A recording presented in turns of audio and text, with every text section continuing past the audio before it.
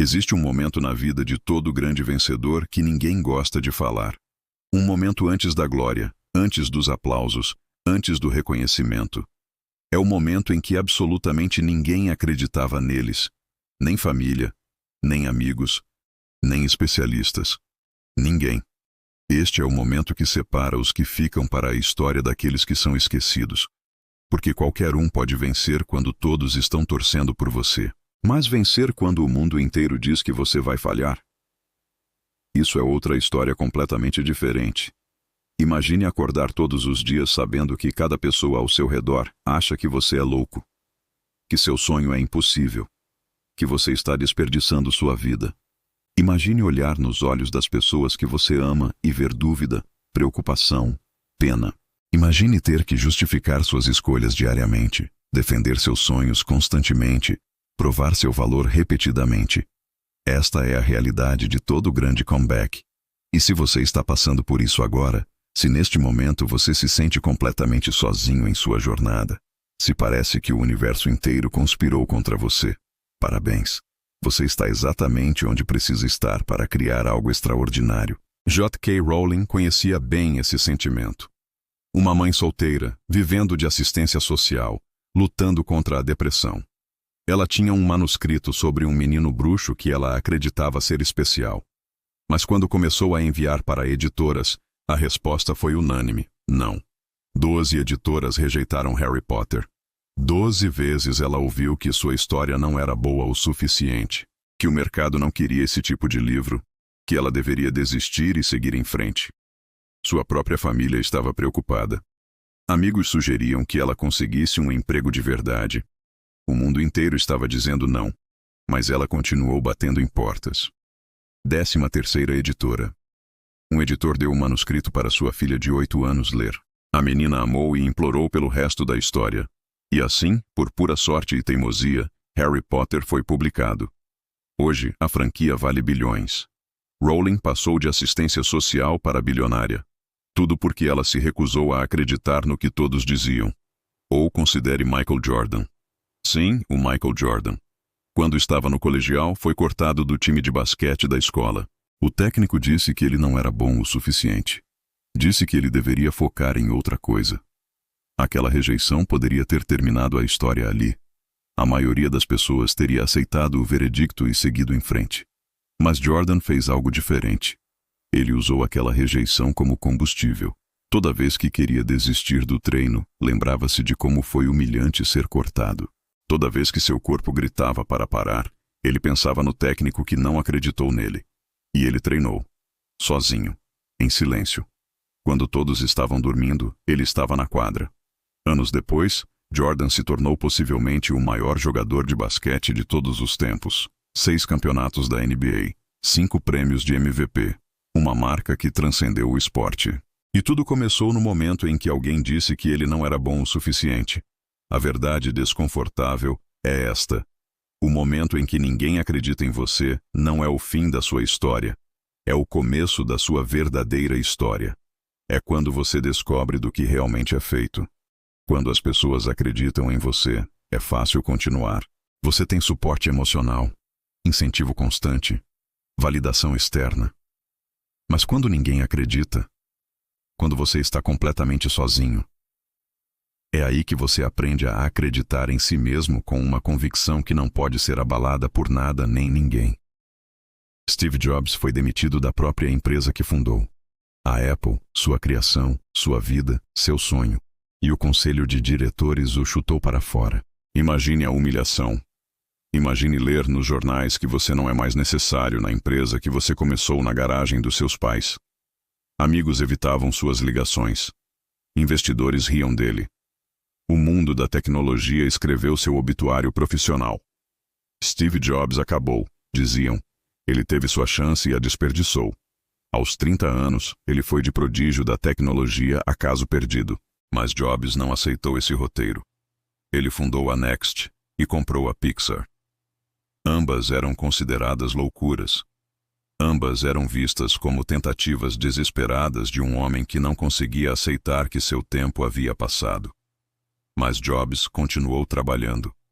Continuou inovando. Continuou acreditando quando mais ninguém acreditava. E então veio o retorno mais épico da história corporativa. A Apple, à beira da falência, trouxe Jobs de volta. E ele não apenas salvou a empresa, ele a transformou na empresa mais valiosa do mundo. iPod, iPhone, iPad. Uma revolução após a outra. Tudo porque um homem se recusou a aceitar o que todos diziam ser sua realidade. O padrão se repete infinitamente. Oprah Winfrey foi demitida de seu trabalho como apresentadora de televisão porque disseram que ela era inadequada para a TV. Colonel Sanders teve sua receita de frango rejeitada mais de 1000 vezes antes de alguém dar uma chance. Walt Disney foi demitido de um jornal porque faltava imaginação e não tinha boas ideias. Cada um desses nomes que conhecemos, cada uma dessas histórias de sucesso massivo, começou no mesmo lugar, com todo mundo dizendo não, com portas batendo na cara, com rejeição após rejeição após rejeição. E aqui está o segredo que ninguém te conta. Essa fase de rejeição universal não é um obstáculo a ser superado. É o filtro necessário. É o universo testando se você realmente quer isso ou se está apenas brincando. Qualquer um pode ter um sonho quando é fácil. Qualquer um pode perseguir um objetivo quando há encorajamento ao redor. Mas continuar quando cada porta se fecha, persistir quando cada pessoa diz que você está errado, acordar no dia seguinte e tentar novamente depois de mais uma rejeição devastadora, isso requer algo especial. Isso requer o tipo de determinação que não pode ser ensinado, apenas forjado através do fogo da adversidade.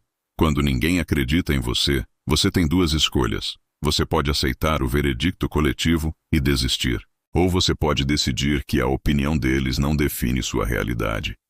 Que o fato de eles não verem não significa que não existe. Que talvez, apenas talvez, você vê algo que eles não conseguem ver ainda.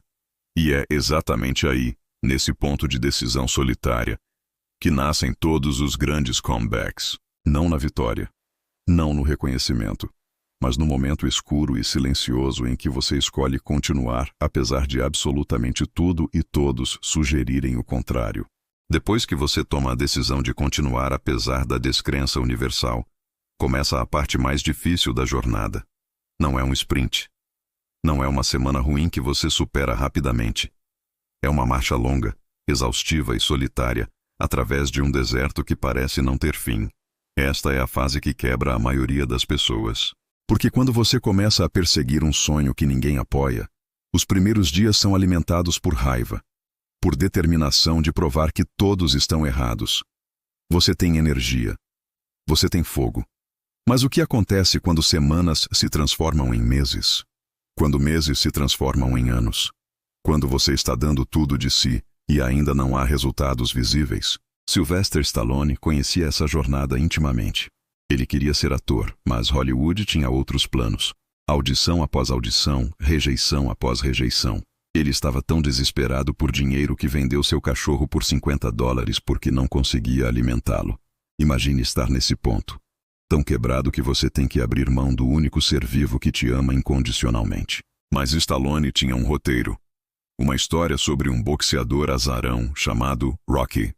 Ele sabia que era especial. Ofereceram a ele $350 mil pelo roteiro. Uma fortuna para alguém que estava dormindo em estações de ônibus. Mas havia uma condição. Ele não poderia estrelar o filme.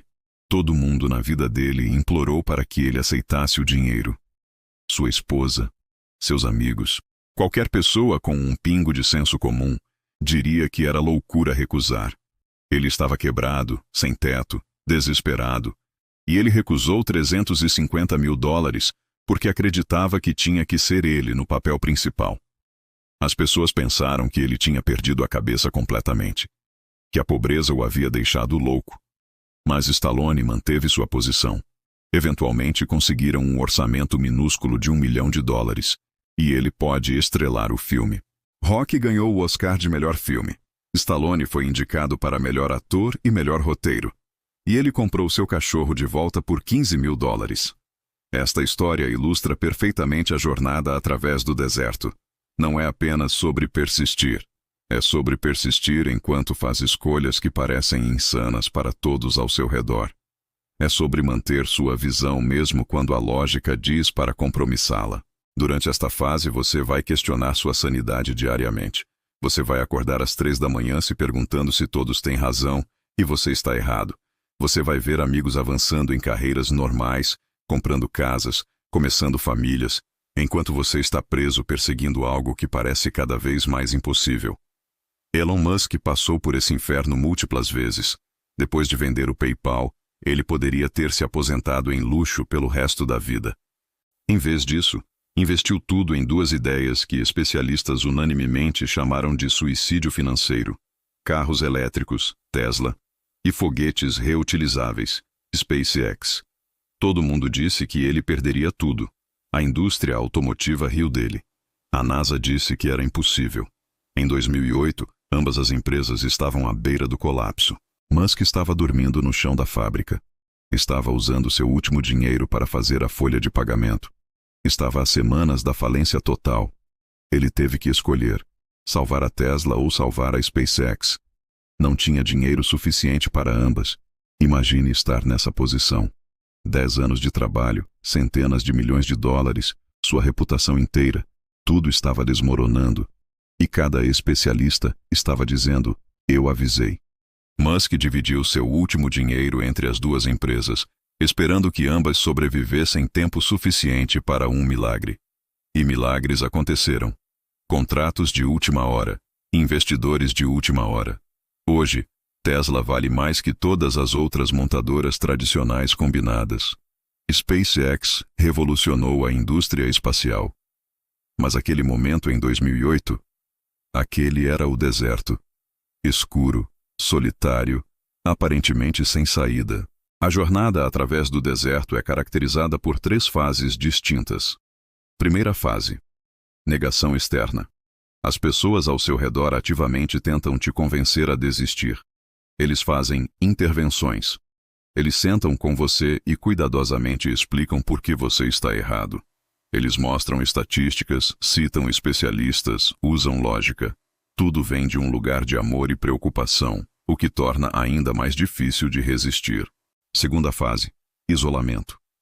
Eventualmente, as pessoas param de tentar te convencer porque percebem que é inútil. Mas isso não significa que começaram a apoiar. Significa que desistiram de você. Conversas ficam mais curtas. Convites param de vir. Você percebe que se tornou aquela pessoa. O amigo com ideias malucas que ninguém leva a sério.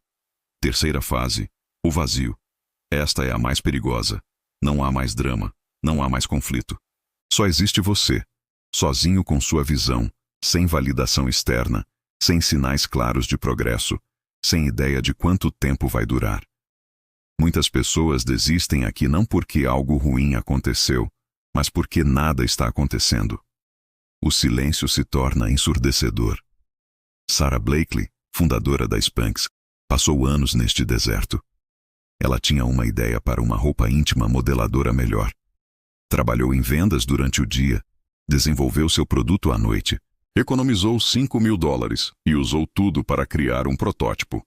Então veio a parte difícil: convencer fabricantes a produzirem sua ideia. Ela ligou para todas as fábricas de meias nos Estados Unidos. Todas recusaram. Disseram que era uma ideia ridícula, que não funcionaria, que ela deveria parar de perder o tempo deles. Alguns riram na cara dela. Durante 2 anos, ela ouviu não repetidamente. 2 anos acordando, indo para um emprego que odiava para pagar as contas, e então usando cada minuto livre para perseguir uma ideia que todos diziam ser estúpida. Sem investidores, sem mentores, sem encorajamento. Apenas ela e uma convicção irracional de que estava certa.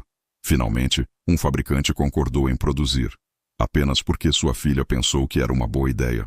Spanx eventualmente fez Blakely a bilionária mais jovem self-made do mundo. Mas aqueles 2 anos no deserto, aqueles são os anos que definiram tudo. Aqui está o que ninguém te diz sobre a jornada através do deserto. Você não sai dela como a mesma pessoa que entrou. O deserto te transforma. Queima tudo que é superficial, tudo que é fraco, tudo que não é essencial. O que sobra é puro, forte, inquebrantável. Pessoas que nunca passaram pelo deserto podem ter sucesso, mas há uma diferença na qualidade desse sucesso. Elas não têm a mesma convicção, a mesma força interior, a mesma imunidade à opinião externa, porque nunca tiveram que desenvolver essas qualidades para sobreviver. O deserto não é punição, é preparação. Está te preparando para o nível de sucesso que você eventualmente alcançará. Porque quando você finalmente vencer, e você vencerá se continuar, o sucesso virá em um nível que você não pode imaginar agora. E você precisará da força forjada no deserto para manejá-lo. Existe um momento mágico em toda a grande história de comeback. Um momento que ninguém pode prever, que não pode ser forçado, mas que inevitavelmente chega para aqueles que se recusam a desistir. É o ponto de virada, quando tudo muda. O interessante sobre pontos de virada é que eles raramente parecem monumentais quando estão acontecendo. Não há fanfarra, não há anúncio dramático. Frequentemente, é algo pequeno, quase insignificante. Uma conexão inesperada, uma oportunidade improvável, uma porta que finalmente se abre depois de 1000 fechadas. Para Jim Carrey, o ponto de virada veio de uma forma peculiar. Ele estava quebrado, fazendo pequenas apresentações de comédia, sendo rejeitado em audição após audição. Para se manter motivado, ele escreveu um cheque para si mesmo no valor de $10 milhões por serviços de atuação prestados, e o datou para o Dia de Ação de Graças de 1995. Todo mundo que sabia disso achou que era patético. Um ator desconhecido, mal conseguindo pagar aluguel, fingindo que valia 10 milhões. Mas Carrey carregava aquele cheque na carteira todos os dias. Olhava para ele quando estava desencorajado, quando estava prestes a desistir, quando parecia impossível. Ele continuou fazendo audições, continuou sendo rejeitado, mas algo mudou dentro dele. Ele não estava mais implorando por papéis. Ele estava se preparando para o momento em que o mundo o descobriria. E então veio Ace Ventura, Pet Detective. O filme foi um sucesso massivo. De repente, Jim Carrey era uma das estrelas mais procuradas de Hollywood. E pouco antes do Dia de Ação de Graças de 1995, ele assinou um contrato para Burro por, você adivinhou, $10 milhões. Ele colocou o cheque deteriorado da carteira no caixão do pai no funeral. Porque foi seu pai quem sempre acreditou quando mais ninguém acreditava. O que criou o ponto de virada para Carrey. Não foi apenas talento. Ele sempre teve talento. Não foi apenas trabalho duro. Ele sempre trabalhou duro. Foi a combinação de preparação, encontrando oportunidade, sustentada por uma crença inabalável que não vacilou mesmo nos momentos mais sombrios. Oprah Winfrey experimentou seu ponto de virada de uma maneira igualmente improvável. Depois de ser demitida como apresentadora de TV em Baltimore, disseram que ela era muito emocional, muito envolvida com as histórias. Ela foi transferida para apresentar um programa matinal falido em Chicago, AM Chicago. Era para ser uma posição temporária, um downgrade, uma forma de a emissora cumprir contrato antes de deixá-la ir. Todo mundo viu como o começo do fim da sua carreira, mas Oprah viu diferente. Ela viu uma oportunidade de fazer TV do seu jeito. Em um mês, ela transformou o programa de classificação mais baixa para o mais alto. Em um ano, foi renomeado The Oprah Winfrey Show. Dentro de alguns anos, estava sendo transmitido nacionalmente, e o resto é história. Mas aquele momento, quando ela foi rebaixada para Chicago, aquele era o ponto de virada. O que todos viram como fracasso era na verdade o universo a posicionando exatamente onde ela precisava estar. Pontos de virada frequentemente vêm disfarçados. Eles parecem sorte para observadores externos. Ah, ela teve sorte de conseguir aquele show em Chicago. Ele teve sorte de conseguir aquele papel. Mas sorte é o que pessoas que não passaram pelo deserto chamam de preparação encontrando oportunidade. Coronel Sanders tinha 62 anos quando teve seu ponto de virada. 62. Ele havia sido rejeitado mais de 1000 vezes tentando vender sua receita de frango. Estava vivendo de cheques de seguridade social, dirigindo um carro velho, dormindo no banco de trás algumas noites. A maioria das pessoas naquela idade aceitaria a derrota, a aposentadoria. Dei o meu melhor. Mas Sanders continuou. Restaurante após restaurante, estado após estado, rejeição após rejeição. E então, finalmente, um restaurante em Salt Lake City disse: sim. Esse sim mudou tudo. Outros restaurantes começaram a notar. A franquia começou a crescer. Eventualmente, KFC se tornou uma das marcas mais reconhecidas no mundo. E tudo começou com um homem de 62 anos que se recusou a aceitar que era tarde demais. O padrão em todos esses pontos de virada é consistente. Eles vêm quando você está no ponto mais baixo, quando você está quase sem recursos, quando você está quase pronto para desistir. É como se o universo esperasse até o último momento possível para intervir. Por quê? Porque o universo não está testando sua habilidade. Está testando seu compromisso. Qualquer um pode continuar quando há sinais de progresso. Mas continuar quando não há nenhum sinal, quando cada indicador objetivo diz para parar, isso é fé. Isso é compromisso real. Thomas Edison teve milhares de pontos de virada falhados antes do real. Cada tentativa com a lâmpada que não funcionou era uma oportunidade para desistir. Famosamente ele disse: eu não falhei, apenas encontrei 10.000 maneiras que não funcionam. Essa mentalidade é o que cria pontos de virada. Quando você realmente entende isso, você percebe que não está esperando pelo ponto de virada. Você está criando. Cada não que você recebe te aproxima do sim. Cada falha te ensina algo crucial que você precisará saber quando o sucesso vier. Cada rejeição está refinando sua abordagem, seu produto, sua visão. O ponto de virada não é mágica caindo do céu.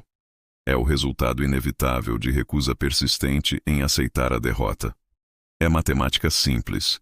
Se você continuar tentando portas, eventualmente uma abrirá. A maioria das pessoas desiste na porta 99. Os vencedores vão até a porta 100, 500, 1000, quantas forem necessárias. E aqui está algo fascinante. O ponto de virada frequentemente vem de direções completamente inesperadas. Você acha que será a porta A, mas acaba sendo a porta Z. Você se prepara para uma coisa, mas a oportunidade vem de outro lugar completamente diferente. Steve Jobs achava que a Next seria seu grande retorno. Mas foi a Pixar, um investimento lateral que ele quase vendeu várias vezes, que manteve suas finanças vivas tempo suficiente para a Apple chamá-lo de volta. Seu ponto de virada veio de onde ele menos esperava. Quando o ponto de virada finalmente acontece e você começa a vencer, algo estranho ocorre. As mesmas pessoas que duvidaram de você, que disseram que você estava louco, que te abandonaram durante o deserto, de repente aparecem novamente. E elas têm uma história completamente diferente. Eu sempre soube que você conseguiria. Eu sempre acreditei em você. Eu te falei que era uma boa ideia. É fascinante como a memória das pessoas se transforma quando você tem sucesso. A narrativa muda. A história é reescrita. E você tem que tomar uma decisão. Você vai ficar amargo ou vai ser magnânimo? As pessoas verdadeiramente grandes escolhem a magnanimidade. Não porque as outras pessoas merecem, mas porque a amargura é um veneno que você bebe esperando que outros morram. Reter rancor das pessoas que não acreditaram em você é dar a elas poder sobre você mesmo depois que você venceu. Oprah não ficou amarga com a emissora que a demitiu. Steve Jobs eventualmente fez as pazes com as pessoas que o tiraram da Apple. J.K. Rowling não passou o resto da vida esfregando seu sucesso nas faces das editoras que a rejeitaram. Eles venceram e seguiram em frente porque entenderam algo profundo. As pessoas que duvidaram deles não eram os vilões da história. Eram atores coadjuvantes necessários. Pense nisso. Se todo mundo tivesse acreditado em você desde o início, você seria a mesma pessoa? Você teria a mesma força, a mesma convicção, a mesma profundidade de caráter? Provavelmente não. As pessoas que duvidaram de você, que te rejeitaram, que fecharam portas, elas foram seus professores. Elas te ensinaram a acreditar em si mesmo de uma forma que nenhuma quantidade de encorajamento poderia ensinar. Quando você finalmente vence, há várias fases de realização. Primeira fase: choque e descrença. Mesmo quando o sucesso começa, você quase não consegue acreditar. Você passou tanto tempo na escuridão que a luz parece irreal. Você continua esperando que seja tirado de você, que seja revelado como erro. Segunda fase: validação e vingança. Por um breve momento, Você quer esfregar na cara de todos. Você quer gritar, eu te falei, para cada pessoa que duvidou.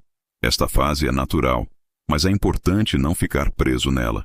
Vingança é uma motivação vazia. Terceira fase, gratidão e perspectiva. Eventualmente, você percebe que a jornada foi o presente. As dificuldades, as rejeições, a solidão. Tudo foi necessário para te transformar na pessoa capaz de manusear o sucesso que agora tem. Quarta fase, responsabilidade. Quando você vence depois que ninguém acreditou em você, você se torna um farol para outros nas mesmas circunstâncias. Você tem a responsabilidade de contar sua história, não para se gabar, mas para dar esperança. Dwayne "The Rock" Johnson entende isso perfeitamente. Ele frequentemente compartilha a história de quando tinha apenas $7 no bolso, depois que sua breve carreira no futebol americano terminou. Nenhuma perspectiva, nenhum plano B, nenhuma ideia do que fazer. Hoje, ele é uma das pessoas mais bem pagas do entretenimento. Mas ele nunca esquece aqueles $7. Ele compartilha a história não para que as pessoas sintam pena dele, mas para que pessoas lutando agora saibam que é possível. Que não importa quão ruim pareça agora, não é o fim da história. Esta é a verdadeira marca de vitória após a adversidade. Não esquecer de onde você veio. Não deixar o sucesso apagar a memória das lutas, porque essas lutas são sua credibilidade. São sua conexão com todos que estão ainda no deserto. Quando você vence depois que ninguém acreditou em você, seu sucesso significa mais. Não apenas para você, mas para o mundo. Porque você provou algo importante. Que opinião coletiva não determina destino individual. Que especialistas podem estar errados.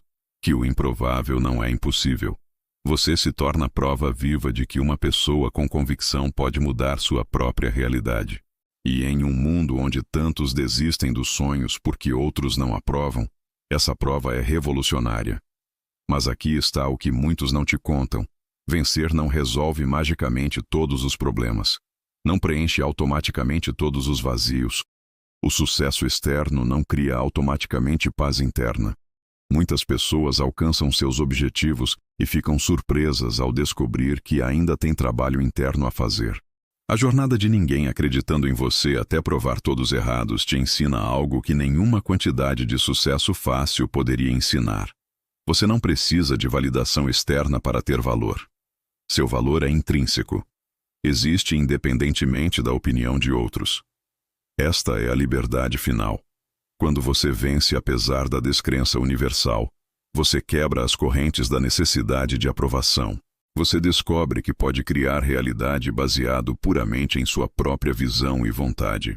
E uma vez que você sabe isso, uma vez que você experimentou isso, você é verdadeiramente livre. Agora, se você está lendo isso e ainda está na fase em que ninguém acredita em você, aqui está o que você precisa saber. Continue. Apenas continue. Não porque é fácil, não porque há garantias, mas porque sua história não está terminada até você decidir que está. Todo grande comeback começa com uma pessoa solitária, decidindo que a opinião do mundo não define sua realidade. Uma pessoa escolhendo acreditar quando mais ninguém acredita. Uma pessoa disposta a caminhar através do deserto, não importa quanto tempo leve, porque ela vê algo no horizonte que outros não conseguem ver. Você pode ser essa pessoa. Talvez você já seja.